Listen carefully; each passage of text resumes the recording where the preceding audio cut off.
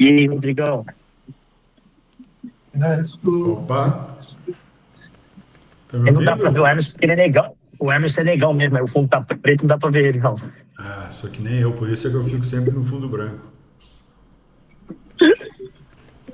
Cadê você, Emerson?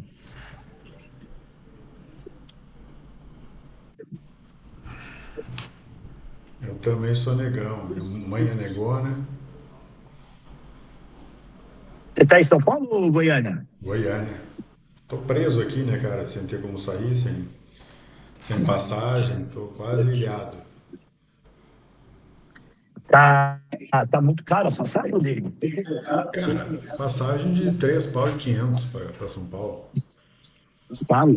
com escala. Não, cara, se precisar, semana que vem, você precisar vir pra cá, qualquer coisa a gente vai, eu vou de carro aí, a gente trabalha aí e volta depois, entendeu? Não, imagina, acho que eu vou no final Bom de dia, bom semana dia. de ônibus, se for o caso.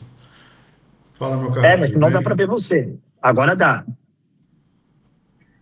Vocês estão me ouvindo bem? Sim, Perfeito. E aí, Emerson, como é que você tá? tudo bem, Rodrigão? Você? Tudo bem, Ô, cara. ô Billy, eu convoquei essa primeira reunião nossa aqui para a gente exaurir o primeiro produto nosso de leve, pela Marechal, que nós queremos lançar dia 1º de agosto. E aí, você que está à frente do projeto, nessa parte de sistema, etc., o Aurélio tinha passado para a gente falar com o menino lá, esqueci o nome dele, o gordinho lá. E aí, você Isso. ficou com algumas dúvidas, e por trás dos bastidores, eu tirei algumas dúvidas com o Rodrigo, e ele tinha comentado algumas coisas, dá um exemplo, que o comissionamento lá no sistema não daria para estar mexendo, então teria que ver se aquilo lá é só o preço net. E também, se for, não tem problema, que a gente consegue acrescentar em cima junto com o nosso rastreador. Aí eu só queria que Isso você já era tirasse uma as dúvidas com dúvida. o Rodrigo, alinhar com ele, porque como ele está como head da operação também, pela parte dessa parte de head da ESA, ele não vou falar nem morrer, essas coisas, porque está mudando o nome lá, dessa parte da policy. Só para a gente acertar aqui, porque a gente vai começar a querer produzir e depois não ter problema. Entendeu, Rodrigo? Sim, sim. Tá contigo, Emerson. Então vamos lá. Rodrigão, a primeira dúvida é essa que o senhor já fez em relação ao comissionamento, tanto da Marechal quanto do vendedor, né? Se a gente consegue fazer algum tipo de ajuste lá para acrescentar esse valor. Aí, se não for possível, a gente tenta ver outra forma. É a primeira dúvida que eu queria ver contigo. O que a gente consegue fazer em relação a isso? Deixa eu te falar o seguinte. Eu vou precisar de ajuda dos universitários para confirmar o que eu estou te falando. Eu vou te dar um panorama geral aí para vocês entenderem, mais do que entender o caso, entender como a gente chegou até aqui e entender alguma dificuldade que a gente possa ter e entenderem que estão todo mundo no mesmo barco. O que aconteceu? Conceitualmente, tá? Que a gente chamava de Lemon Rie, agora depois chamou-se White Label e agora a gente está chamando, e vai ser esse o nome agora com certeza, que é Arranjo Estipulante Brasil. Tá? Então você imagina, o Emerson, que o histórico é o seguinte, a ESE viu uma oportunidade nesse segmento não regulamentado, não regulado, lá atrás. E queria parceiros para isso. E a Autobem queria uma seguradora como parceira para enfrentar esse momento da regulação. Bom, em algum momento as linhas se cruzaram e se definiu um projeto aí de parceria, né? Onde basicamente o cerne do projeto é transferir o risco da operação da cooperativa para uma seguradora. Como é que tu faz isso? Através de uma apólice. Aí a gente tem os três principais riscos que a gente toma hoje, assim, a cooperativa, né? São RCF, e depois perda parcial e perda total. Essas duas juntas. A gente sempre tomou elas juntas, tá? E aí, o que acontece? Ainda dentro da estrutura da Autobem, por uma decisão estratégica que foi o número da Autobem e o histórico da Autobem em relação à perda total, era, digamos assim, mais estável para se estabelecer uma primeira parceria. além dele ser mais estável, pela própria natureza do dano e da indenização, ele seria mais pão pão queijo queijo. Então, assim, o negócio dando certo ou não dando certo, era muito mais fácil 6 meses, 1 ano, 2 anos depois, olhar para trás e entender os problemas do negócio sem que houvesse dúvidas sobre a operação, o caráter ou a lisura da operação do parceiro. No caso, nós. Porque a ESE não tem o que não fazer, né? Ela tem que fazer. Então, assim, isso fez com que a gente pudesse estabelecer uma dinâmica com a ESE onde as coisas são praticamente declaratórias. Então, nesse período aí, você teve parte deles aí dentro aqui, não teve nunca uma negativa da ESE a uma indicação nossa de perda total. Então, assim, o que a gente diz que é perda total, eles aceitam. Por quê? Porque a gente criou mecanismos de dar visibilidade para eles e a gente criou pesos e contrapesos que, na verdade, se eu roubo deles agora, eu estou roubando de mim amanhã. Por quê? Porque um dos parâmetros, quando eu te falei em estabilidade do tipo de risco, um dos parâmetros que foi definido com a ESE foi o seguinte: o Aurélio apresentou uma carteira, eles queriam que fosse tombamento, e o Aurélio falou: se for tombamento é complicado. Por quê? É complicado porque eu não vou poder olhar a subscrição, eu vou ter que subscrever tudo. E eu sei que tem lixo aqui dentro. Então é melhor a gente ir aos poucos e vocês irem sentindo e a gente subscrevendo tudo já dentro da nova regra. Isso gerou, logicamente, uma frustração por lado da ESE, porque a gente faturava na Autobem na época 42 milhões. Então, se eles pegassem 1/3, novos fora aí, eles iam pegar quase 15 milhões de subscrição. Então, e desses 15 milhões de apólice, né? E aí, a partir disso, a carteira foi se desmanchando, por tudo que você sabe, né? E esse percentual foi ficando menor. Então, isso foi uma frustração para os dois lados, mas principalmente para a ESE. Em contrapartida, a ESE viu que tudo que a gente disse para ela que ia fazer, que ia acontecer, quando ia acontecer e como ia acontecer, aconteceu. Principalmente um parâmetro que se definiu. O Aurélio falou: para esse grupo que eu vou te mandar, eu te garanto que a gente vai ter uma sinistralidade abaixo de 60%. Ou seja, pega o prêmio emitido, quanto deu? Deu 100 mil, eu te garanto que você vai gastar menos de 60 mil comigo, em perda total. Aí a gente definiu uma outra regra do jogo, que ela é super importante, que é o seguinte: tudo que der, sempre que a sinistralidade aumentar disso, por um período X, né, não pode ser nesse mês e tal, mas numa curva, numa tendência, sempre que ela sair fora disso, para cima, a ESE tem o direito de gatilhar. Entendeu? E aí, foda-se, eu tô cobrando, eu peguei o preço da ESE e embuti no meu preço. E tenho um contrato de 1 ano com os meus cooperados. Se a ESE notar que a sinistralidade está passando dos 100%, dos 60%, no mês seguinte eles podem nos avisar e aumentar o preço da apólice. Se eu vou conseguir repassar ou não esse preço, é problema meu, central. Estou falando só de central ainda, tá? Só de Autobem, porque depois a Lemon Rio vão ter coisas parecidas e coisas semelhantes. Então, estou te explicando isso para você conseguir entender o contexto. Então, baseado nisso, a gente também pediu aí a contrapartida, que é o seguinte: nesse mesmo período, nessa mesma janela de avaliação de sinistralidade, o Seródio vai me perguntar tudo que eu estou te falando depois e não vai saber. Ele fica nessa porra desse celular dele, e depois falando com 30 Eu tô anotando tudo aqui, ó. Quer ver, ó? Sinistralidade. Aqui, ó. Botou agora, nem a minha mulher, faz a mesma coisa. Aí o que acontece? Se a sinistralidade for abaixo, no mesmo período de avaliação, a gente racha a diferença. Ou seja, projetamos uma. Te falei, ESE, que a sinistralidade vai ser 60%. Falou. Quanto que deu? Deu 52. Então tá, essa diferença entre os 52 e os 60% dá quanto em dinheiro? Ah, deu 1 milhão no período. Legal. Então a ESE pega e me devolve 500 mil. E aí a gente fecha aquele período de avaliação.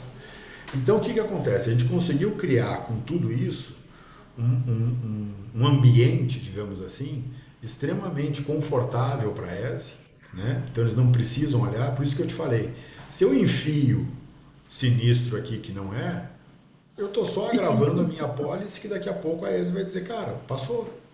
O teu risco Exato. passou. Ah, mas passou porque o mercado, que nós queremos fazer, foda-se. Você me falou que o sinistro era 60. E eu fiz o negócio contigo a partir de 60. Você vai ter dois problemas. Um, você não vai ganhar dinheiro de volta, né? E dois, você vai assumir agora, a partir do próximo mês, um preço de apólice maior do que está precificado na tua carteira. Aí o problema é seu. Então a gente conseguiu criar um ambiente que isso facilita o processo de regulação, torna ele mais ágil, torna ele mais rápido, mais seguro e mais assertivo. O que na ponta se transforma em dinheiro mais rápido no bolso do cooperado, etc, etc, etc. Bom, RCF. Nós estamos vendo com a ESE agora um RCF. Estamos vendo não, estamos desde o início do ano negociando. Chegamos a um bom termo, mas ficou caro. Na prática é isso, ficou caro o RCF deles. Nós vamos colocar em produção mesmo assim, num teste AB com o nosso RCF 100% Autobem. E vamos voltar a discutir com a ESE a tarifação dela. E vamos também levantar a nossa sinistralidade dentro da carteira da Autobem para mostrar, né? Ou seja, o que eu vou mostrar para ele? O pessoal não está aderindo. 2, a minha sinistralidade é mais baixa do que do que eles estão considerando para fazer essa tarifação. E 3, a gente tem a concorrência aí trabalhando com preços menores. Então é isso que a gente vai fazer de RCF. Perda parcial. Foi uma coisa que o Aurélio quis tirar do início da parceria com a ESE, porque perda parcial é um grande drama para a seguradora. Por quê? Você sabe mais do que ninguém a quantidade de problema que tem nisso. Então era muito mais difícil mostrar para a ESE, ao longo da parceria, que a gente não estava dando tombo neles ou levando tombo junto com eles, né? Então o Aurélio resolveu separar para depois que a parceria estivesse andando, eles soubessem do nosso nível de tratamento e a gente pudesse sentar na mesma mesa e olhar para o problema estando do mesmo lado do balcão. E não eles de um lado e nós do outro, né? Porque sempre haveria dúvida se nós não estamos fazendo errado por dor, ou por incompetência, ou seja o que for. Acabou que esse momento a gente esperava que fosse mais cedo, não foi, por conta também de todos os nossos problemas aí de solução do grupo, como você deve ter acompanhado. E agora o Aurélio está criando um produto que eu confesso que assim é um produto que beira a genialidade, sabe? Por quê? Porque o mercado inteiro está sentindo a dor da perda parcial, os prêmios não estão acompanhando a velocidade do crescimento dos insumos. Então, o mesmo caminhão está muito mais caro em relação à própria inflação do que estava há 2, 3 anos atrás. Então, tudo isso ia inflar o negócio como um todo e prejudicar a rentabilidade do negócio com a ESE. Ou seja, em algum momento eles iam querer rever tudo. Então, Sim. o Aurélio resolveu deixar de lado. E olhando esse cenário hoje, a visão do Aurélio, e que eu tendo a concordar, é que do jeito que as coisas estão hoje, o pacote casco, ou seja, perda total mais perda parcial, não cabe dentro da precificação dos players. Então, o que os players estão fazendo? Estão tendo prejuízo na parte de, às vezes, sem conseguir apropriar, mas especificamente na parte de perda parcial, e estão compensando isso na perda total e principalmente no RC. Então, dá os anéis para não perder os dedos. Qual é o nosso grande problema na Autobem? A gente nem sabe o quanto a gente está perdendo. por tudo que rolou e pela quantidade de impacto que a gente tem das coisas anteriores. Agora a gente está começando a colocar a coisa nos trilhos e Campinas está saindo à frente das demais porque não tinha aquela cauda longa que as outras tinham e as dívidas que ficaram para trás. Então a gente está conseguindo em Campinas ter um resultado melhor e conseguir fazer as apropriações de uma forma mais correta, mas ainda muito no escuro. Nós estamos fazendo um resetup agora das coisas para conseguir ter isso. Bom, fiz todo esse preâmbulo ali, esse nariz de cera, como se diz na linguagem do jornalismo, para te dizer o seguinte, no final do ano passado, você pode imaginar que a gente começou a negociar com a ESE, foi em 2022, 2023, mas 2024 a gente acelerou muito isso. E no primeiro semestre de 2024 a gente fechou que vamos fazer. No último trimestre de 2024, a ESE mandou um contrato para a gente com os termos, né? E a gente só conseguiu implementar e emitir a primeira pólice lá por maio, junho de 2025, que foi justamente na véspera da dissolução do grupo. Então, quando a gente começou a negociar, estava em 40 milhões de faturamento. Quando a gente começou a operar, o faturamento já era menos de 30. Entenderam? E quando todas começaram a emitir, que isso foi no meio do ano passado, a gente já estava com um faturamento de menos de 25. Entendeu? E imaginando que isso era em como é que chama? Runoff, né? Ou seja, era só renovações e novos contratos e não no tombamento, o que a ESE tinha um ano antes. Rodrigão, só vou interromper vocês aqui. O Mike tá tentando me ligar, falou que precisa falar comigo urgente. Eu só vou atender e eu continuo aqui ouvindo. Mas que é interessante pra gente. Então, assim, ele desligou porque ele fica excitado quando o Michael liga para ele, ele começa a revirar os olhos. Por isso que ele desliga. Então, Emerson, ainda falando dentro da Autobem, a gente viu uma diminuição drástica aí do volume que a ESE pretendia. Lembrando, nós tínhamos um faturamento de 40 milhões em 2024. Eles olham para aquilo e querem pegar todos os riscos, ou seja, os 40 milhões. Aí a gente diz, não vai ser todos os riscos, vamos começar só por perda parcial. Desculpa, só por perda total. Então, tu sai de 40 milhões e tu vai numa conta burra aí para uns 15. Tá? Aí tu diz para eles, e não vai ser tombamento, vai ser runoff. Meu Deus. Então tu pega 15 e divide por 12. Vai dar 1.200, 1.300. Ok, é 1.200, 1.300 por mês. Só que isso era com base nos 40. Com base nos 25, já não é 15. Já não é 15, é 10. E caindo. Então, todo mês, ao invés da gente renovar mais do que renovava no mês anterior, só um minuto.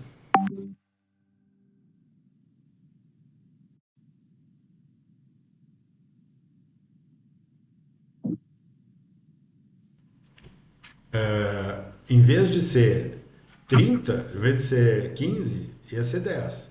E ao invés de todo mês a gente fazer as renovações, ou seja, fazer 10 dividido por 12, os 800 paus, que eram as renovações, mais as adesões, todo mês era menos do que o mês anterior.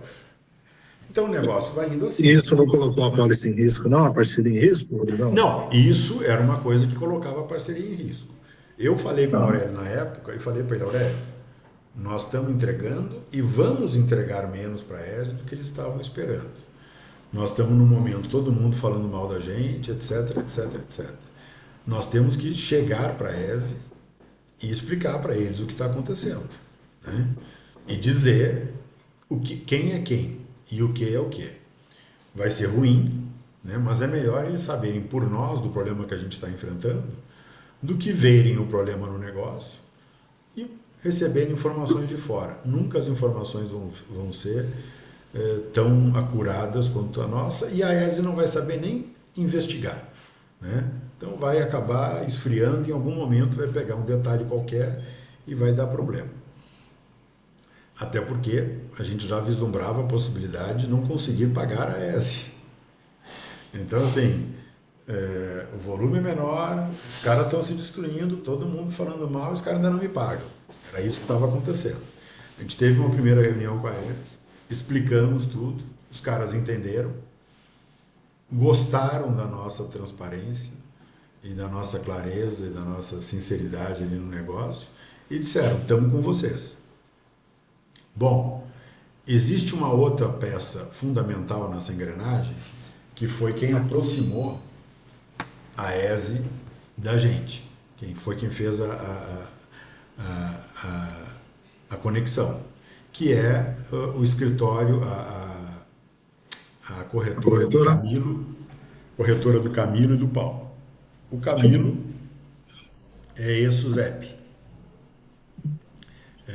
e tentou de alguma forma nos ajudar nesse processo de não perder a ESE. Ele que trouxe, logicamente tinha interesse em ajudar a ficar. Só que o que eu falei para o Aurélio? Aurélio, o trabalho que eles estão tendo com a gente é praticamente o mesmo de se a gente tivesse faturando 40 milhões com eles. E nós estamos faturando uma mixaria, ou seja, por mês a gente estava emitindo 100 pau de apólice, contra os 10 milhões que os caras estavam pensando.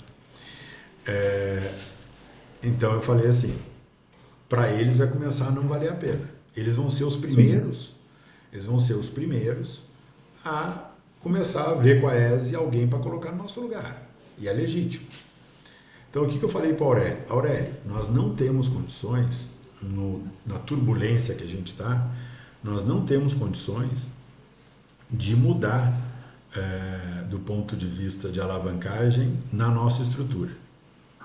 Não temos. E todo mundo, lembrando, em 2024, quando vazou o modelo que a gente estava construindo com a ESE, a Transdesk foi lá e fez uma parceria igual com a Bevix. Lembra? Sim. E nos fudeu. Claro. Porque o modelo era muito bom. O modelo que a gente pensou era muito bom. Como vazou, eles foram lá e fizeram antes. Ainda bem que eles fizeram com alguém que não tinha condições de arcar com a parceria como a ESE tinha. Então nos deu um fôlego. Mas o que eu falei para o Aurélio a própria Transdesk vai em cima da ESE, ou a ESE vai em cima da Transdesk. E aí a gente tem uma policy hoje que nos ajuda em várias coisas, mas entre muitas coisas, o diferencial no mercado. Ninguém tem uma policy com uma seguradora grande. E eu falei, Aurélio, é mercado, os caras vão acabar chegando e vão bater na porta do Camilo e vão bater na porta da ESE. E nós não vamos poder exigir a exclusividade. Aí ele falou, concordou e tal, mas o que a gente vai fazer? Eu disse, não, primeiro eu quero ver se tu concorda que a análise está correta. Está correta? Então vamos ver quais são os riscos e vamos pensar numa estratégia. Aí eu pensei numa estratégia e levei para ele que é o seguinte, Aurélio, vamos antecipar o que a gente acha que vai acontecer. Né? A gente não acha que mais gente vai tentar pegar a pólice com a ESE? Acha. Então, ao invés da gente fazer... A gente sabe que para fazer isso, a ESE ou o Camilo vai ter que brigar com a gente em algum momento. Eles vão precisar fazer um rompimento. Porque em nenhum momento também a gente disse que a gente ia garantir os 40 milhões. Mas os 40 milhões estavam na mesa. Então, eles não podem dizer, existe uma cláusula aqui, vocês performam... Tá ouvindo a gente, Emerson? Caiu. Emerson? Tá ouvindo a gente? Então, assim, do ponto de vista de negociação, eles iam precisar, em algum momento, tensionar a relação para abrir para outros. Né? E eles iam fazer isso quando eles tivessem um parceiro muito bom. Ou seja, a relação ia azedar. Ia azedar e a gente ia ter alguém que provavelmente ia entrar com mais pujança econômica, daqui a pouco o Peródio mesmo várias vezes alertou, né? Os caras vão pegar 5 milhões que tem, e a gente não tinha, e vão pagar a pólice adiantada. E vão dizer para a ESE, eu tenho a carteira maior que a Autobem. Você cobra atrasado da Autobem, a Autobem não lhe paga. Eu entro aqui e ponho um calção na frente. Os caras vêm babando. Não tem como. Né? Então eu falei, esse é o movimento que vai acontecer, Aurélio. O que a gente tem que fazer? Vamos fazer que ele aconteça sem ruptura. E vamos desenhar um modelo para que ele aconteça, nos dando privilégios. Então, o que eu falei? Nós não vamos mais usar a ESE como um diferencial nosso para ganhar o cooperado lá na ponta. Ou seja, vamos ganhar dinheiro no varejo, vendendo a pólice da ESE. Vamos mudar a nossa estratégia. Seguimos aqui na nossa frente, no nosso, como é que chama? A nossa vertical aqui, no nosso pilar cooperativista, seguimos com a ESE como estamos. Agora, vamos criar uma outra frente, um outro pilar, que é o B2C, B2B. E ao invés da gente alavancar a ESE via o nosso corpo a corpo, o nosso B2C, vamos alavancar a ESE através do B2B dos nossos concorrentes. Sim. E nós vamos ganhar o quê? Nós vamos ganhar que eles vão ter a pólice da ESE? Vão. Mas a pólice da ESE vai ser mais barata para a gente do que é para eles. E toda vez que eles venderem uma pólice, uma parte desse valor vai vir para um fundo para a gente pagar as dívidas que ficaram para trás da Autobem.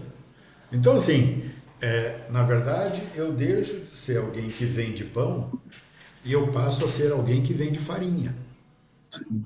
E que também tem uma padaria. Então, a minha padaria é Autobem, mas o meu negócio passa a ser vender farinha. Porque toda vez que o meu concorrente vender um pão e eu deixar de vender um pão porque ele está vendendo e ele tiver a pólice da ESE, um pedaço da venda dele, que é uma contribuição quase igual a que ficaria se a venda fosse nossa, vem para nós. E nós ganhamos os vendedores todos do mercado. Então, essa foi a estratégia que a gente definiu. Precisava organizar isso e colocar para a ESE e para o Camilo. A gente colocou isso, comecei a apresentar isso para eles no final do ano, aí voltamos no início do ano, aí teve férias, carnaval, aquela porra toda, coisa demorou. Mas a gente, no segundo trimestre agora, executou isso e validamos isso com eles, estamos começando a colocar em pé. Então, te falando tudo isso, e isso eu te peço que algumas coisas você filtre, eu estou te falando porque o Serode confia em ti, e se o Serode confia, eu confio. Mas são informações de bastidor que muitas delas a gente não pode dizer fora. Sim. Então, assim, dentro desses cenários, o que eu falei para o Aurélio?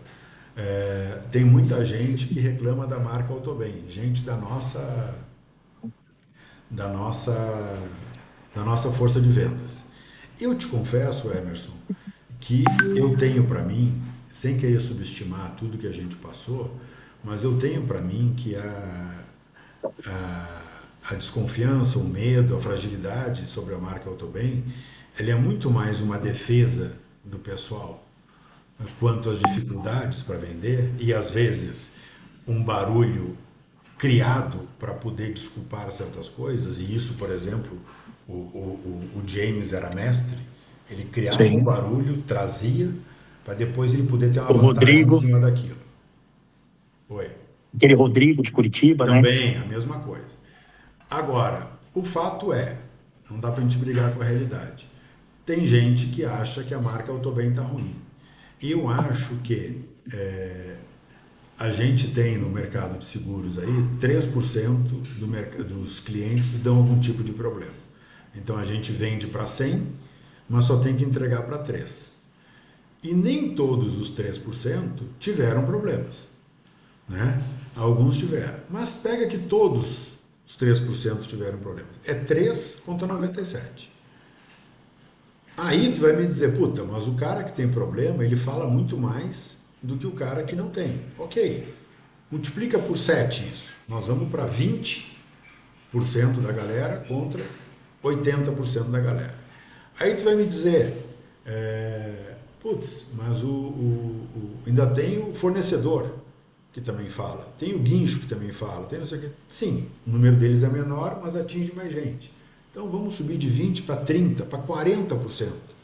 Então, assim, 40% das pessoas que falam com a gente, ou que estão com a gente, foram impactadas em menor ou maior número sobre os nossos problemas. Daí as pessoas mudarem vai uma grande diferença, entendeu? Então, estou te falando tudo isso para te dizer o seguinte, não é nada, a gente está conseguindo retomar por Campinas com a marca Autobem. Então, assim, eu sempre fui contra mudar a marca por N questões. Entre elas, porque eu achava que a marca estava sendo prejudicada, mas que era difícil a gente conseguir começar uma nova operação realmente nos distanciando da marca Autobem. Por quê? Quem ia estar à frente? Seródio, Rodrigo, Aurélio. Então, é um segredo de polichinelo. E assim, eu não estou falando de um álcool, eu não estou falando de uma bebida láctea, eu não estou falando de um refrigerante, que o volume de gente é muito grande e que a concorrência não vai conseguir fazer uma campanha para dizer, olha só, fulano, o refrigerante XPTO é do mesmo dono da Dolly, que deu problema. Não vai. Então os caras vão colocar na força de venda, vão tentar espalhar, mas o consumidor isso não chega.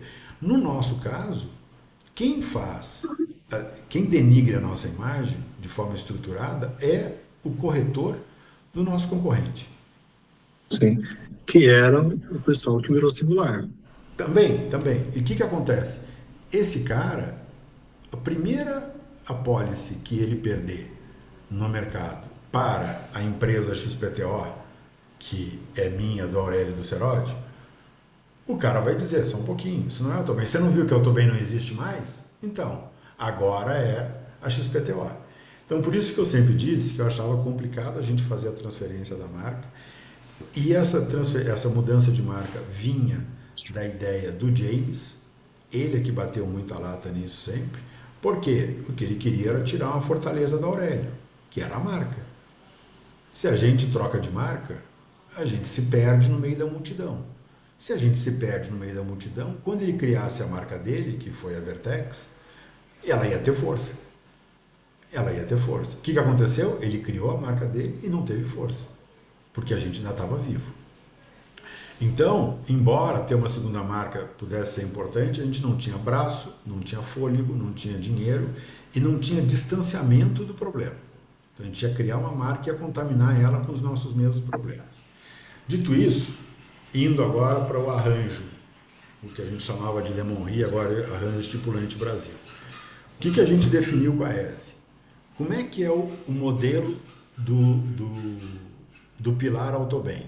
Você tem a ESE e a corretora, embaixo você tem a central, Autobem, embaixo da central você tem as singulares, embaixo das singulares você tem os consultores ou vendedores, como você queira chamar, embaixo dos vendedores você tem os cooperados, sejam eles pessoas físicas ou pessoas jurídicas. Bom, a ideia é que no arranjo estipulante Brasil, a gente faça a mesma coisa. Você tem lá em cima a ESE e a corretora. Embaixo, você tem o arranjo estipulante Brasil, que é uma associação, que faz, às vezes, da central. Então, numa frente tu tem a central, na outra frente tu tem o arranjo. Embaixo do arranjo, tu tem o quê? Tu tem cooperativas, tu tem associações, tu tem APVs, tu tem as mútuas, que correspondem às singulares da Autobem. Embaixo dessas singulares, digamos assim, você vai ter os corretores, embaixo dos corretores, os clientes. Então, é diferente, mas a estrutura é basicamente a mesma. Na Autobem, o que acontece? A central é estipulante da apólice, ela figura como estipulante. E a singular figura como subestipulante ou segurada. E a frota dos caminhões dos cooperados, na verdade, formam os bens da subestipulante que estão sob proteção da apólice. É assim que funciona. No arranjo estipulante Brasil, você vai ter a estipulante, que é o arranjo, você vai ter a subestipulante, que é cada uma das associações, associação, coisa e tal. E você vai ser a subestipulante. E os carros dos clientes cooperados ou associados vão fazer parte da frota segurada desse subestipulante. Então, essa é a lógica. Então, você pode ver que é uma lógica praticamente igual. A gente agora está tendo algumas, não vou dizer ruídos, mas alguns acertos aqui que a gente está tendo que fazer por conta da questão tributária e tal. E por conta de que a gente quer deixar no arranjo tudo organizado para que não tenha problema com a Lei Complementar 2023, 203 de 2025, né? Aonde ela diz que associações de proteção veicular só vão poder operar embaixo de administradoras. E diz que cooperativas só vão poder operar com seguro se transformarem em cooperativas de seguro. E que mútuas vão ter o mesmo destino das associações. E para você operar embaixo de uma administradora, você vai ter que passar de 15% a 20% do seu faturamento para a administradora. Ou seja, você fica quase com o preço de uma seguradora. Para você ser uma cooperativa de seguros, você vai ter que enfrentar quase todas as regras de uma seguradora, inclusive formação de capital. Aí eu te pergunto, por que você vai tentar, o Emerson que tem 2, 3 caminhões, vai colocar dinheiro para se tornar sócio de uma cooperativa se o preço é quase o mesmo da seguradora? Você não vai colocar. Por que o Seródio, para ser dono, entre aspas, de uma cooperativa, vai colocar dinheiro que ele guardou para ir para as Maldivas e vai injetar isso no patrimônio da associação, se na hora que tiver uma eleição, o voto dele, que botou 10 milhões, vale o mesmo do caminhoneiro que colocou 100 mil ou 50 mil? Não vai. Então, se você não consegue atrair capital, você não consegue fazer capital suficiente para estipular os recursos necessários para você fazer frente à regulação. Então, estou dizendo tudo isso para dizer o seguinte: se a gente deixar as associações, as cooperativas e as mútuas, como são hoje, operando dentro do arranjo estipulante Brasil, a gente vai colocá-los em desacordo com o que diz a lei. Só que todo mundo sabe que qualquer um desses entes, geralmente, principalmente as associações, quem é dono das associações ganha dinheiro não com a associação, e sim com os serviços prestados para a associação. Então, qual é a nossa ideia? É a gente ter dentro desse arranjo estipulante não as associações, não as cooperativas, não as mútuas, e sim as assistências 24 horas ou as empresas de serviço que essas associações, essas mútuas e essas cooperativas têm. Então ele já tem esse negócio. E aí, ao invés, porque a lei não diz que uma cooperativa, que uma assistência 24 horas não pode fazer um seguro coletivo. A lei de seguro coletivo ela tem as suas especificidades, mas vão estar compreendidas dentro dessa nossa estratégia. Então, dentro disso, nós estamos razoavelmente... Que é exatamente onde nós nos encaixamos. Nós pensamos sobre a Marechal, que nada nos impede de ser um subestipulante. Em tese, nada impede. Talvez a gente tenha que fazer uma ou outra adequação em termos de contrato social, coisas assim. O que acontece? Em tese, as associações, as cooperativas e as mútuas vão dizer que tem uma dificuldade tributária. Só que tem o seguinte, eles hoje, não é que eles não são tributados, eles não são fiscalizados pelo fisco. Porque se eles fossem fiscalizados, boa parte das coisas que eles acham que não são tributados, eles deveriam ser tributados. Então nós estamos falando de sonegação. Então nós queremos manter esse arranjo limpo. Por quê? E aí mais uma coisa estratégica que eu peço que fique aqui. Nós temos o compromisso do Camilo Tão logo a gente tem os principais cases dentro do arranjo, Camilo vai botar esse case embaixo do braço e vai levar para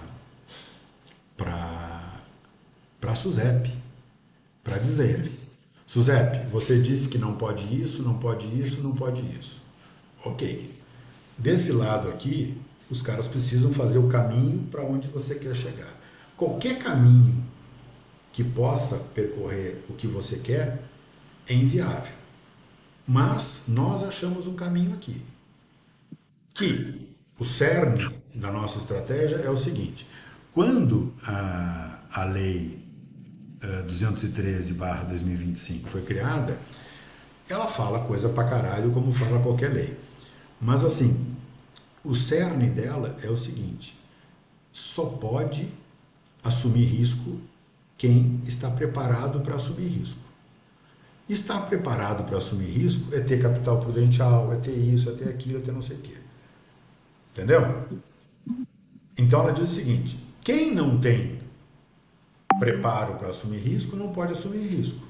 O que nós estamos dizendo? Ok, eu não tenho preparo, então eu não vou mais assumir risco. Mas nada impede que eu me conecte com quem precisa assumir o risco, com quem precisa comprar e conecte com quem pode comprar. É o que faz um corretor. Nós vamos fazer isso através de um mecanismo um pouco mais sofisticado. Então, o que o Camilo vai levar para a Suzep? Dizendo o seguinte: este talvez seja o melhor modelo a ser implementado para todo mundo.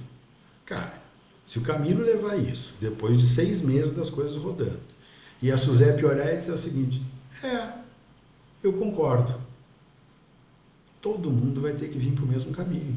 Só que tem o seguinte: as outras seguradoras não conseguem montar uma estrutura como a da ESE rapidamente.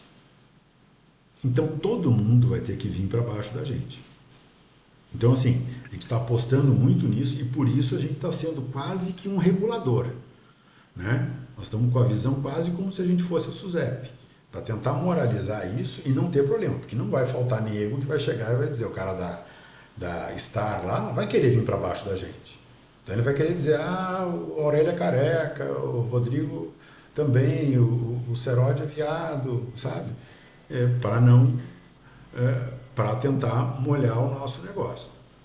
Então essa é a estrutura. Bom, dito isso, e conectando esse cenário à necessidade que a gente tem por algumas frentes aí de ter uma alternativa de marca, né, que eu já vinha falando há mais tempo: vamos ter uma segunda marca, mas qual era o meu drama, Emerson? O cara, quando vai precisar do sinistro, o cara, quando vai subscrever, ele manda para qual e-mail? Qual é a segurança que eu tenho de que nada do processo com ele vai vazar alguma coisa de autobem? Agora eu tenho essa segurança, eu preparei a estrutura interna para isso. Então, assim, quando o cara clicar, quiser falar com a Marechal, vai tocar aqui dentro. Quando é autobem, toca no telefone azul. Quando é Marechal, vai tocar no telefone de outra cor. Entendeu? O e-mail vai sair diferente, então a gente não vai deixar rastro. A pólice vai ser no nome da Marechal.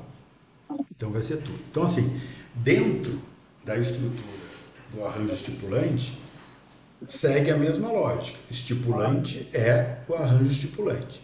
Seguradora é a ESE e subestipulante é a empresa. E a empresa vai ser a Marechal. Bom, tive que dar essa volta toda para você entender algumas coisas e eu poder te dizer o seguinte: você concorda que o sistema mutualizo, quando você trabalhava aqui, você chegou a usar o mutualizo? Sim. Então, assim, você sabe que o sistema mutualizo está preparado para quê? A dinâmica dele, principal. Está preparado para o corretor, o consultor, entrar e vender uma apólice, vender uma proteção no sistema da Autobem. Então ele está ali preparado para vender uma proteção da Autobem para um cooperado. É assim que ele está preparado. Bom, agora o sistema mutualizo está preparado Para quê?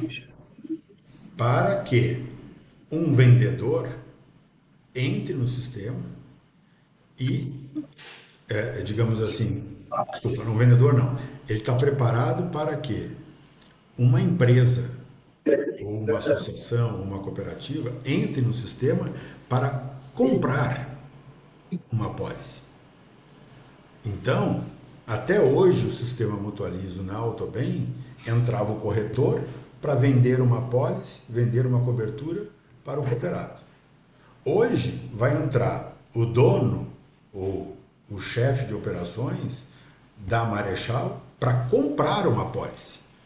Para comprar uma apólice para o cooperado dele, para o cliente dele. Uma empresa não tem cooperado, para o cliente dele. Então, o que acontece? Nessa dinâmica, Emerson, eu tinha no sistema da Mutualizo antigo, da Autobem, eu tenho lá que o cooperado, que o consultor, vai lá e diz quanto ele quer ganhar. E nesse modelo da Autobem, a gente tem ali até 20, 25, 20% de comissão. Né? E é o corretor que diz, porque isso não interfere no meu resultado. No sistema do Arranjo Estipulante Brasil, o que a gente tem? A gente tem o cara comprando. E eu sei que eu não posso carregar essa apólice com 20%. Por quê? Porque o caminho não termina ali. Então, assim, a empresa que está comprando, o negócio dela não termina na compra do troço. Aquilo é um insumo. Então, e depois vai ter alguém lá na frente que vai carregar o preço total em mais 20%, 30%. Então, o que a gente está fazendo? Basicamente, a plataforma da Autobem é uma plataforma de venda de seguro. E a plataforma da Lemon Rio é uma plataforma do Arranjo Estipulante Brasil, é uma plataforma de compra. Então, é como se fosse um marketplace. Então, ela está programada para ter a questão da compra. E aí, quem está comprando, ou quem está intermediando essa compra, pode ter até 3%. A gente colocou uma margem lá de 3%. Por que colocamos? Porque a gente sabe que se a gente colocar mais, se a gente liberar mais, todo mundo vai colocar mais e ninguém vai vender. Isso que vai acontecer. Porque o cara, na verdade, o preço sem carregamento, sem nada, já chega muito apertado na ponta.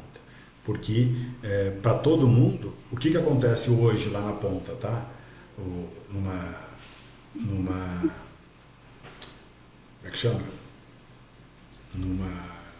Numa associação. O cara tem lá o valor do perda total, não, ele tem o valor do casco. Então ele sabe que ele tem que entregar perda total e perda parcial. Ele tem R$100 para isso. O que acontece?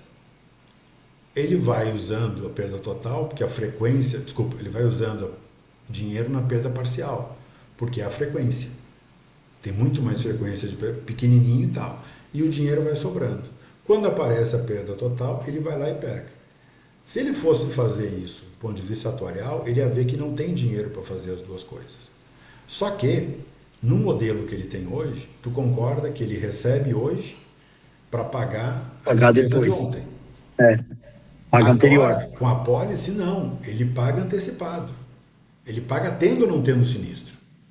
Então, tu faz assim com o caixa dele. Tu diminui a margem de manobra dele. Então, por isso é que a apólice tem que ser justa. Não pode ter muita gordura. Bom, esse é um problema que vocês não têm. Porque vocês não têm histórico com o cliente. E vocês não têm a perda parcial.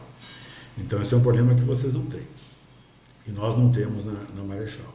Então, grosso modo, esse é o histórico até aqui. Considerando, até depois vou ver com o André, a gente tinha falado de ter uma segunda versão da Mutualizo para que a gente pudesse entregar para o cliente o mesmo modelo, pudesse entregar para as subestipulantes, ou seja, para as marechais da vida, o mesmo modelo que tem na Autobem, que é o modelo de alguém estar vendendo. Nesse modelo de alguém estar vendendo, eu acho que a gente... acho não. Aí a gente tem que definir os parâmetros de comissionamento, né?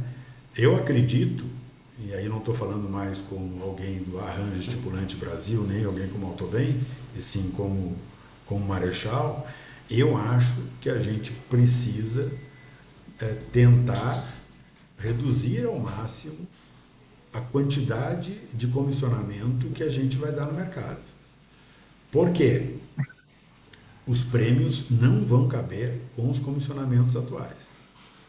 Entendeu? Então, ou a gente pode ir por essa postura, ou a gente pode na postura que a gente está tendo na Autobem, que é, cara, eu te libero o teu comissionamento.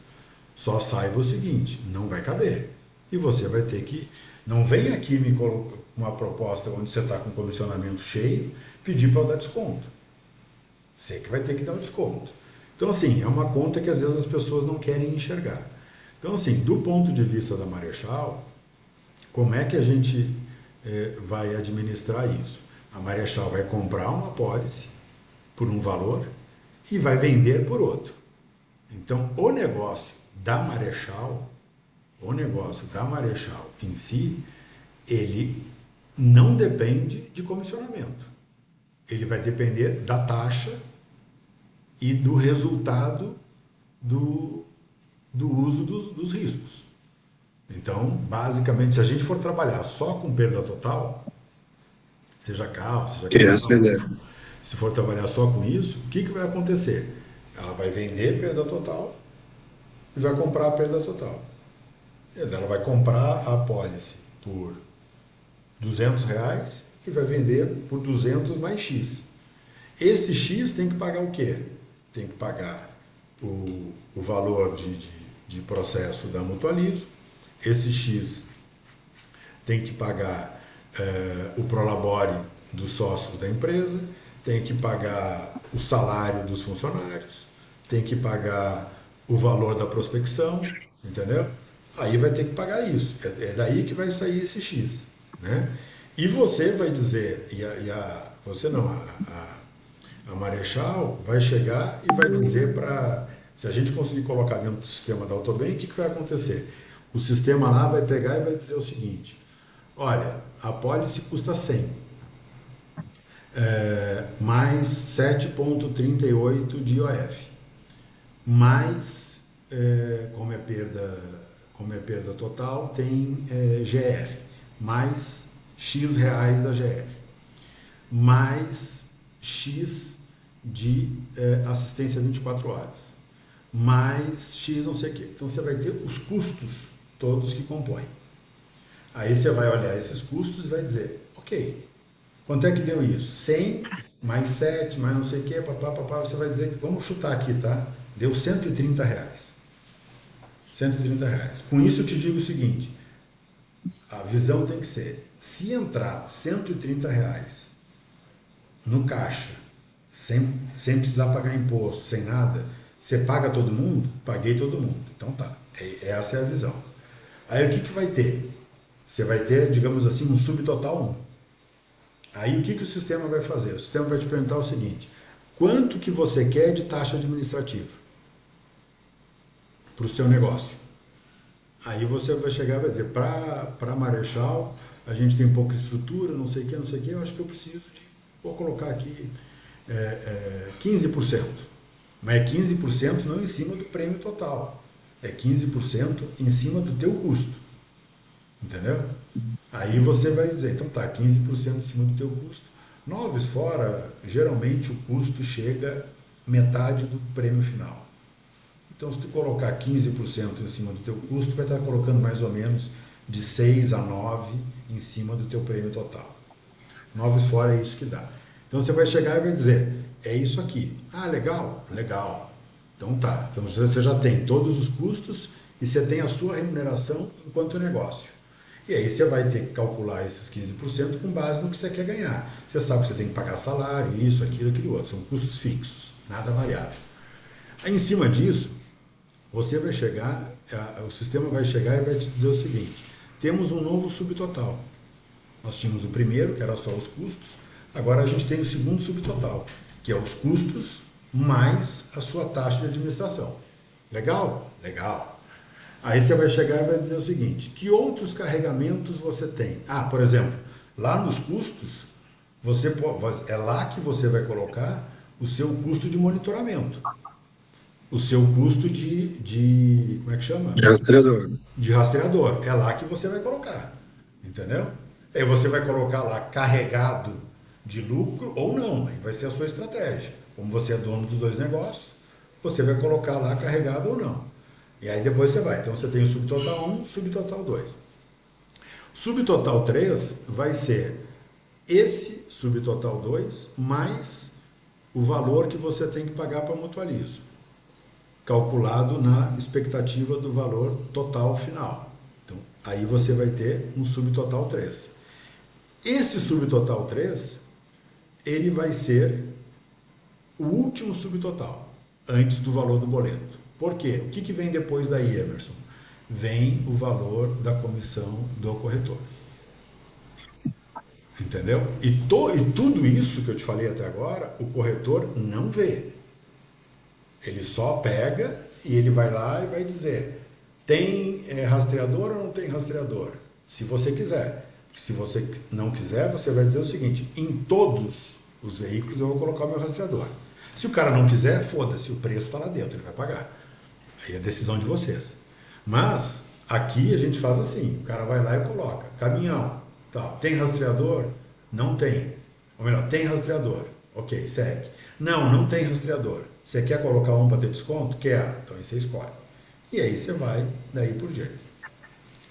Bom, o vendedor vai olhar tudo isso, então ele vai olhar no teu caso aí, no caso da Marechal, e vai colocar as coisas, rastreador, não sei o que, tamanho do guincho, colocou tudo, colocou.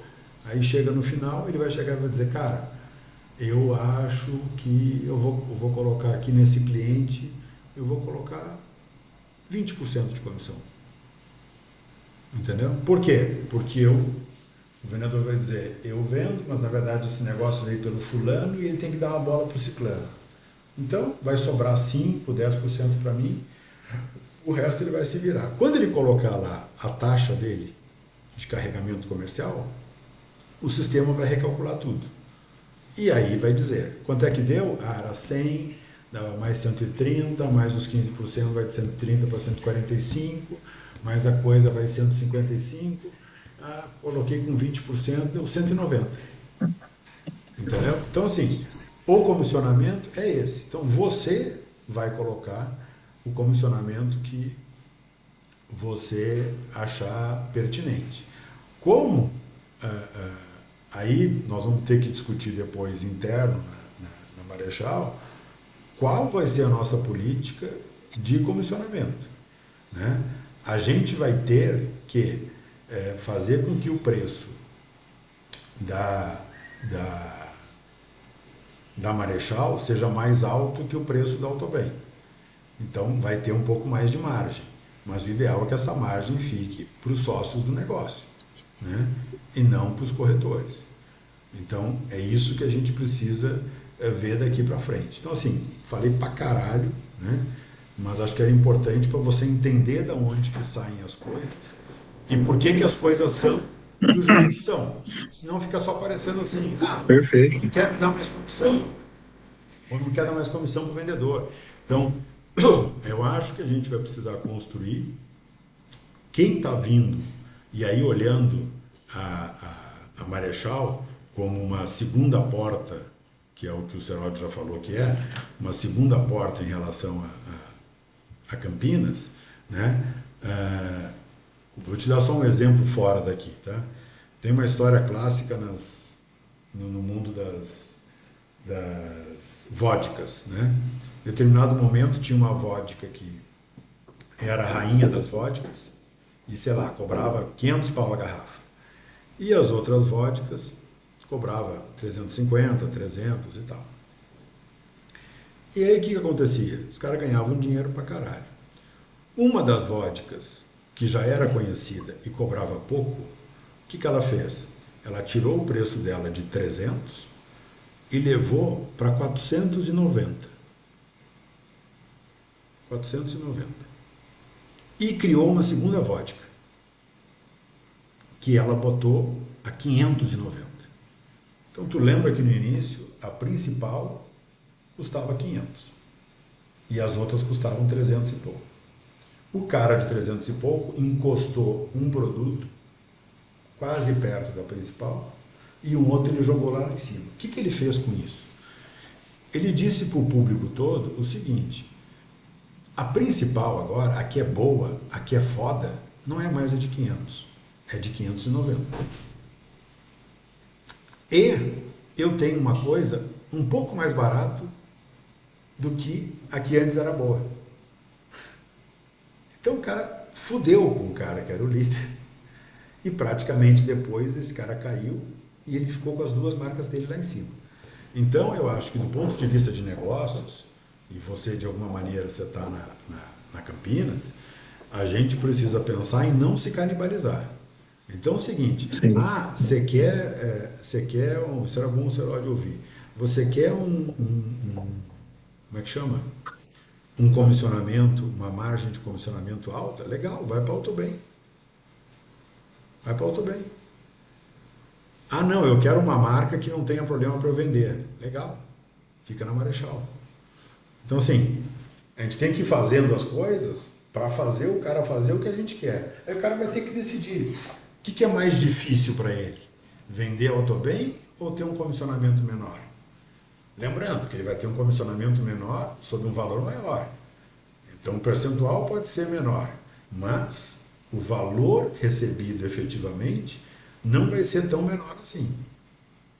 Então esse é o conceito, mas é uma coisa que a gente precisa depois conversar com mais detalhamento.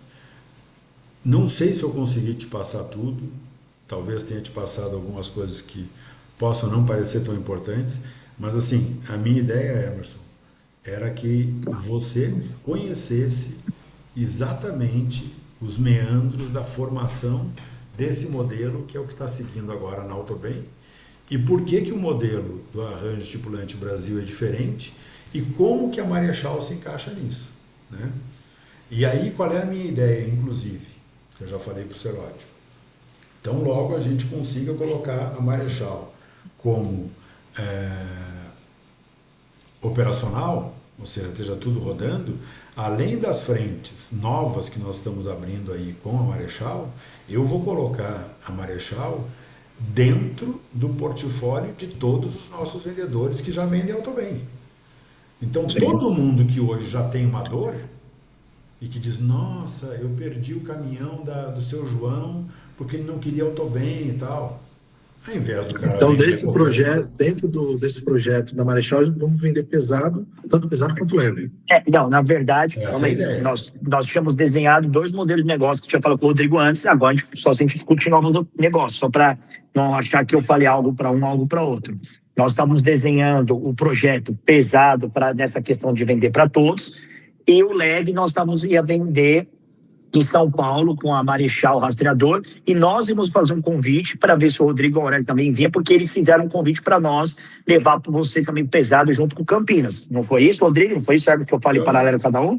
Não, eu só estou deixando claro para não achar que eu falei algo e eu não trouxe essa informação. E aí, qual que é a discussão? O Rodrigo desenhou todo esse modelo agora que ele veio falando até agora, que apesar de não estar aqui, eu estava ouvindo pelo ouvido, pelo fone, o qual sentido? Para mostrar que tem um plus para Marechal. Além de vender o Leve, que é um projeto paralelo, ele quer pegar tudo pronto e pôr na nossa esteira de produto para todos venderem. Chegar para todo mundo. O que está acontecendo no movimento, Emerson?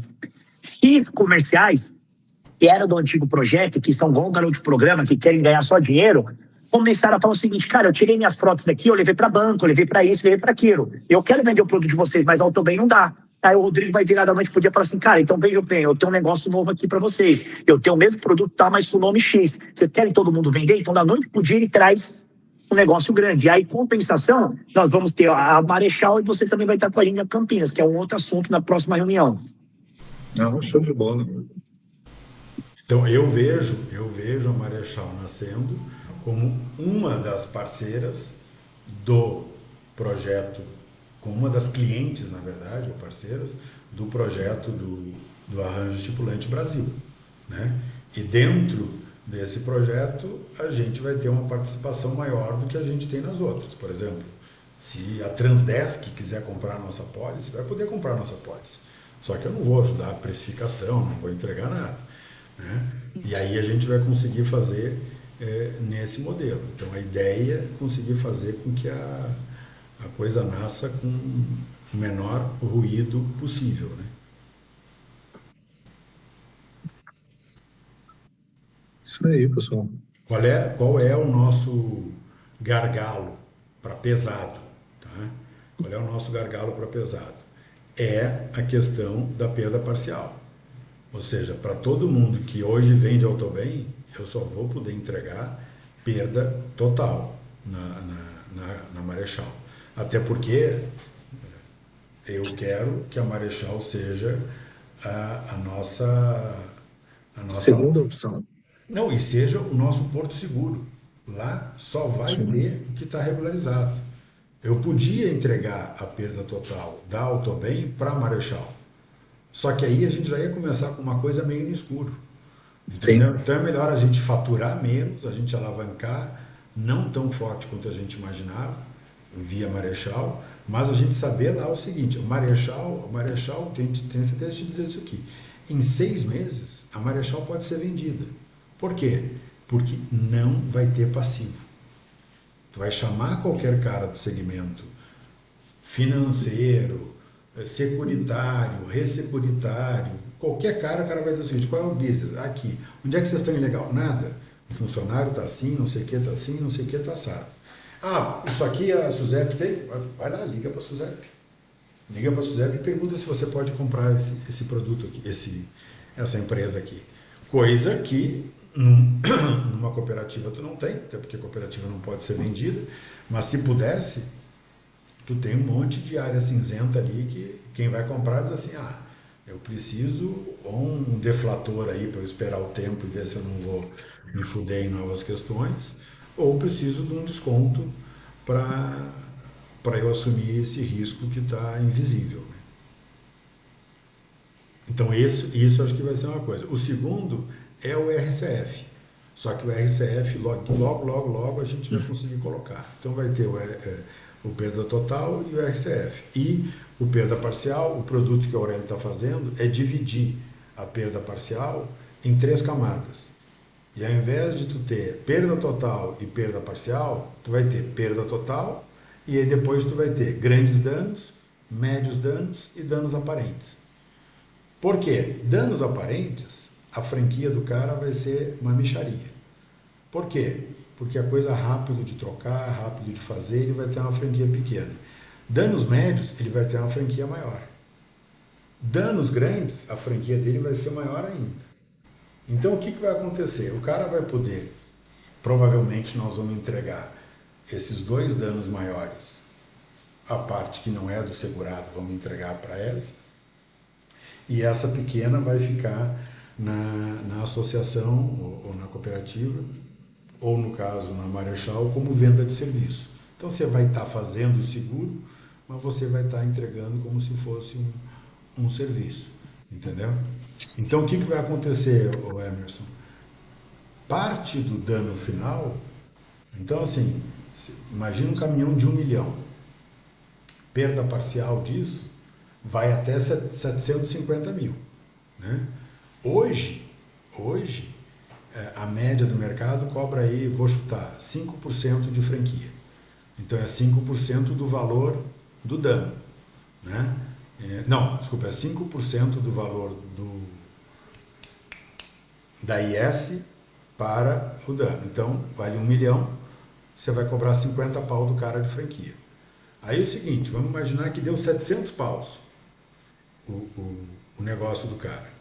Concorda que a Singular aqui está arcando com a diferença entre 700 e os 50. Concorda? O Sim. cara vai pagar 50, a Singular vai pagar 650 daquilo. Quando eu disser que, bom, é dano baixo, danos aparentes, a franquia vai ser tipo 2%. Então todo mundo vai dizer: nossa, a Autobem ou a Marechal está com uma franquia super baixa. Legal, para esses danos aqui. Para o dano médio, a franquia acho que vai ser em torno de 20%. 20, 21%.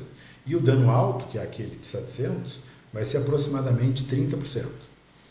Então, um 30%, acho que é mais, 35%, eu acho. Então, assim, você vai pegar de 700 mil, mais de 250 mil vai ser pago pelo próprio cooperado. E quem tomou o risco vai pagar o quê? Vai pagar a diferença entre os 700 e os 250. Ou seja, vai pagar 450.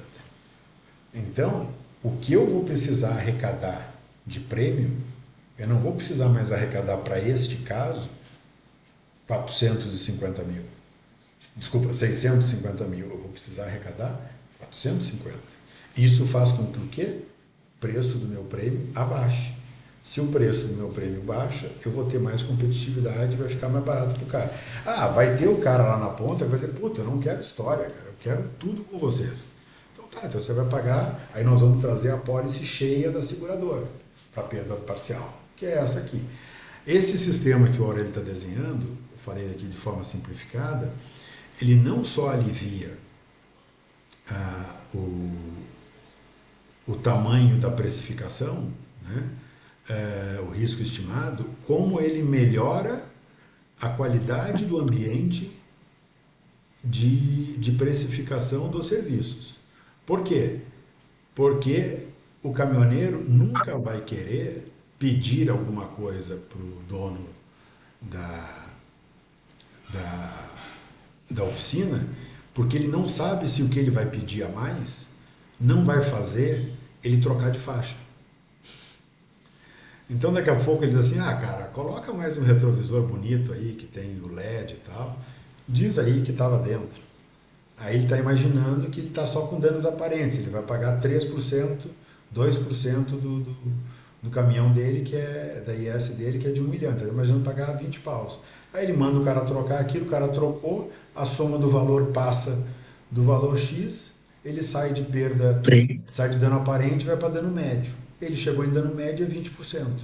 Então ele vai passar a pagar 200 mil, porque ele trocou a porra do troço. Entendeu? Então a gente consegue fazer com que o cara deixe de fazer sacanagem e mais, ele se torne também um auditor do preço, que hoje ele não é. Hoje ele é alguém que a gente tem que estar desconfiando. Eu estou entregando um serviço para o cara, eu tenho que desconfiar do cara. Então é relação esquizofrênica. Né? Então a gente vai conseguir ter isso também. É rápido de colocar isso em prática? Acho que não. Acho que não, e acho que é complexo para vender. Mas nós vamos ter que colocar. Então, é o segundo ponto aí que rapidamente a gente vai conseguir interessar. Rodrigão, agora, para que a gente consiga botar esse projeto todo para andar, eu acredito que tenha toda a parte sistêmica ali com a Mutualizo, né, que vai ter que fazer uma série de ajustes, a questão de ajustes operacionais de atendimento de 0800 e ajuste na questão de valores de produtos, para a gente poder definir, né, Billy? Que é agora, como entrou aí, está todo mundo junto agora na parceria, é uma coisa que tem que sentar, rever, falar todo mundo de acordo, é isso, é eu isso. Acho que a gente precisa dar uma olhada na questão tributária. Porque a gente precisa conseguir ter o escopo da empresa ajustado para as questões regulatórias, para que ela possa ser uma empresa que vai fazer aquilo que a gente quer que ela faça e que a SUSEP diga que isso pode ser feito. E por outro lado, isso várias empresas podem fazer, há vários quinais para isso, mas a gente também precisa fazer de uma maneira que ela fique com a menor quantidade de base tributável. Então, são duas questões que a gente precisa ver na questão da tributação. A outra não era de tributação. A primeira é saber o seguinte, o modelo societário e tributável para que tu pague uma alíquota menor, ou seja, o percentual. E além disso, a segunda questão é o modelo tributável que permita que tu tenha a menor base tributável. Entendeu? Por quê? Na verdade, acho que é quase o contrário, né? Começa pela menor base tributável. Porque se tu ficar negociando percentual e a tua base tributável for alta, tu tá fudido igual, né? Agora, se tu consegue te encaixar num modelo cuja base tributável é baixa, né? Mesmo que tu não consiga uma taxa tão boa, tu vai pagar menos imposto, né? Então aí depois a gente precisa conseguir desenhar tudo isso até para ver os custos que a gente vai ter, porque, por exemplo, se a gente chegar à conclusão, vou chutar aqui, tá? Que nós vamos ter muita despesa, tirando a apólice da ESE, pagando a apólice da ESE, o que sobra a gente ainda tem muita despesa, a gente tem que ir por um caminho tributário. Por quê? Porque dependendo da quantidade de despesa e do tipo de despesa que a gente vai ter, a gente consegue justificar no tributo, né? tirar isso da base tributária. Então a minha base tributária é, digamos, o meu lucro. Mas eu posso dizer que o valor que eu pago para os rastreadores que eu compro é uma despesa? Pode. Então, ao invés de eu ter tido um lucro de 50, eu vou tirar tudo que eu paguei lá do negócio. Eu posso dizer, aí a gente vai ter que fazer esse desenho, entendeu? Quando a gente conseguir fazer esse desenho, a gente chega na tributação. Por que isso é importante? Porque isso vai dizer, naquela conta que eu te falei lá de todos os itens, tem um item que faltou no final, que é o item imposto. Que eu acabei não te falando porque eu usei o mecanismo que eu estava lembrando da Autobem. Na Autobem não tem imposto, aí tem imposto. Então, depois que dá tudo aquilo, tem que pagar a porra do imposto. Então, a gente precisa conseguir fazer uma coisa para quando a gente colocar lá na Mutualizo, a gente saber o seguinte: Mutualizo, coloca X% de imposto sobre a carga total, que a gente vai ter outros cálculos aqui, mas no final vai ser isso. Vai ser 12%, 4%, 20%, não sei, mas vai ser um percentual assim.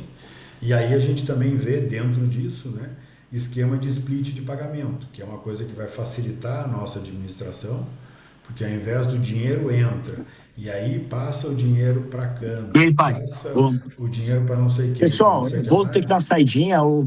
Finalizei com o Rodrigo. Rodrigo, já te ligo já, tá? Tem uma reunião aqui presencial. Valeu. Aí a gente vai fazer isso, Emerson, e se a gente conseguir acertar o split de pagamento, a gente alivia muito o financeiro, a gente consegue dar uma clareza também e uma transparência para o fisco, ou seja, eles não vão ficar tanto no nosso pé, porque eu vou dizer, olha aqui, ó, tem esse dinheiro aqui que entrou e não é meu, tanto que não é meu que não está nem comigo. Né? Ele nem cai na minha conta. Então eu emito um boleto de 200, 100 já vai para a ESE. Entendeu? 15 já vai para canto, que é o gerenciamento de risco.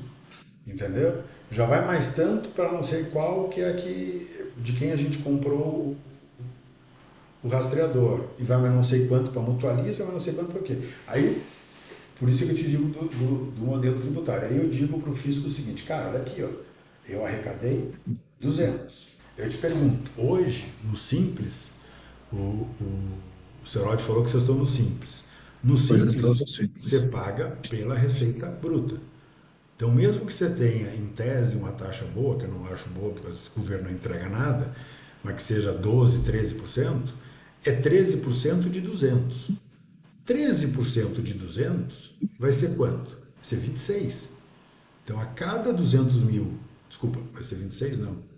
Vai ser 26. A cada 200 mil que tu vender, que a gente faturar, você vai ter que pagar 26. Agora, se eu te digo que 100 foi para a ESE, 15 para canto, 30 para o cara do rastreador, não sei o que, não sei o que, não sei o que, veio quanto para o caixa da Marechal? Veio 30. Aí 30, aí nós temos que estar num sistema que a gente possa ser cobrado com a base dos 30. Aí não é o Simples, porque o Simples cobra sobre o faturamento total. Aí eu vou ter que ver o sistema e vou cobrar dos 30. Mesmo que eu pague daqui a pouco 20% de imposto, eu vou pagar 20% de 30. 20% de 30 é 6 e não 26. E isso é uma diferença fantástica para a rentabilidade ou para eu levar isso para o meu preço final e ter mais condições de escala. Exatamente. Então, assim, primeiro ponto que eu acho, a gente precisa ver as documentações para poder estudar isso.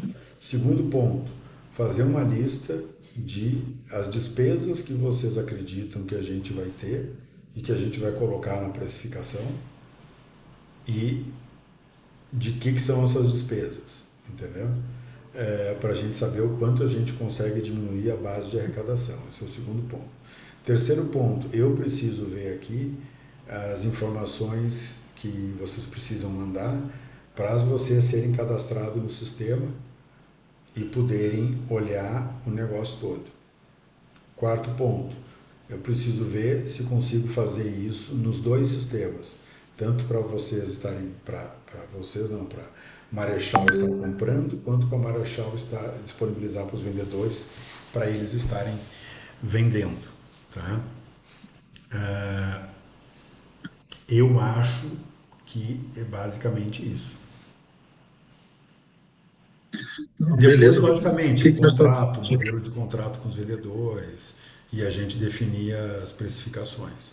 O que você acha de já marcar um segundo encontro? Pode ser? Já para dar um start nisso aí, a gente já fala já entra na questão das despesas, você já vai ter conversado um pouco com a Mutualiza, eu acredito, né? Nessa parte. O Aurélio, ele já criou um acesso para nós, mas a gente vai ter que fazer muita alteração lá, né? Não sei em que momento ele criou e quais as limitações desse acesso. Mas se tu quiser, depois o André olha junto e vê, ou a gente cria outros. Tá. Já, só para adiantar, eu acho que na parte do rastreador, Rodrigo, acho que seria bem interessante a gente manter a obrigatoriedade de ser um pacote de produto, porque muitas vezes o cara não quer mais o seguro, não quer mais a proteção, não está podendo pagar, e ele se mantém só na parte de rastreador. Isso a gente vê na prática aqui hoje. Então, o cara sai de uma associação e fala, quero ficar com o rastreador. Ou você ficar só com o rastreador, é tanto. Porque às vezes o cara, sentiu meio apertado e tal, mas ele quer se sentir seguro ainda. Então é uma maneira de continuar ganhando mesmo com a saída de alguns clientes. Então acredito que seja interessante. Mais importante do que isso, Anderson? Controlar o risco. Não, também. Mas mais importante do que isso é a gente não perder o vínculo com o cara. Por quê? Se ele sai e ele vai para uma outra, a gente sabe que ele foi. Porque ele vai ter que dizer para outra que o rastreador é esse aí. E a outra seguradora vai querer contato com coisa. Então a gente sabe se o cara estava sem dinheiro, se a gente perdeu o cara por preço, por oferta, por não sei o quê. E se ele realmente está sem dinheiro, tu está junto com ele. E se tu está junto com ele, a gente fica tentando trazer ele de volta. Tentando trazer de volta, exatamente. A gente mantém ele num aquáriozinho, entendeu? Que eu acho que é fundamental. Show de bola, Rodrigão. Depois você me passa aí sua agenda, vamos marcar. Do ponto de vista estratégico, eu concordo 100%. A gente tem que ver como é que a gente embala isso, né? Daqui a pouco, o contrato do rastreador a gente faz por um prazo maior do que o do coisa, né? E também dá um valor maior, do tipo, cara, esse rastreador custa R$1.000. Então, custa R$3.000. Nossa, 3.000? Se você tiver o seguro, ele sai por 1.000, né? E isso é por 2 anos. O que acontece? Você vendeu pro cara e você diz, ele custa isso, eu te dou um puta desconto e você ainda pode parcelar. Quando o cara resolve sair da seguradora, ele tem que seguir com coisa. Por quê? Vai estar no teu contrato que se ele romper, não o contrato da seguradora, mas o teu contrato, você vai lá e você tira o rastreador e ele tem que te pagar tudo que ele ia te pagar em 12 vezes, ele tem que te pagar agora. Sim. Entendeu? Então a gente dá um nó no cara que no bolso ele não vai sentir, mas ele vai ter que seguir te pagando, usando ou não usando. Exatamente. Beleza, então, Rodrigão. Vamos marcar nosso próximo encontro e a gente já começa a avançar aí. Já tem rede social, alguma coisa? Site?